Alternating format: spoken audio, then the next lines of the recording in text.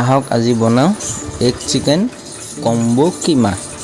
সেই বুলি ৰৈ থকা নাই, ডিম এটা ভাঙি লৈ মগত গোল গোলকৈ ঘূৰাই গৰম হৈ থকা টাৱাত ৰিফাইন তেল অকণ ঢালি ডিমটো গোল গোলকৈ ঘূৰাই ডিমটো ঢালি দিলোঁ। ঢালি দি ডিমটো সিজিবলৈ এৰি দিলোঁ। তাৰপিছত কি বন্ধুসকল, ডিমটো শিলুটি ইলুটি কৰি কিমা কৰি লৈ ল'লোঁ।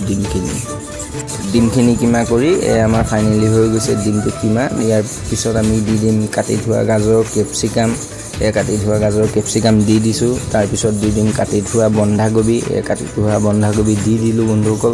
তাৰপিছত কাটি থোৱা পিঁয়াজ দি তল ওপৰ কৰি ভালকৈ মিক্স কৰি সিজিবলৈ অকণ টাইম এৰি দি তাৰপিছত আমি ইয়াত দি দিম বইল চিকেন।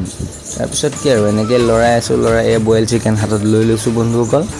এটা এটাকৈ ছিঙি পেলাই দি দিছোঁ। হাৰ্ডিখিনি আঁতৰাই দিব লাগিব বন্ধুসকল, যিহেতু এগ চিকেন কিমা হাৰ্ডি থাকিলে অসুবিধা হ'ব।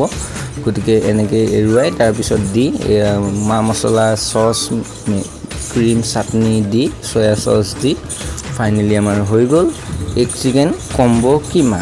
গতিকে ভিডিঅ'টো ভাল লাগিলে লাইক কৰিব, কমেণ্ট কৰিব আৰু উৎসাহ জনাব। গতিকে আজিলৈ বাই বাই, আকৌ অন্য এটা ভিডিঅ'ত লগ পাম বন্ধুসকল।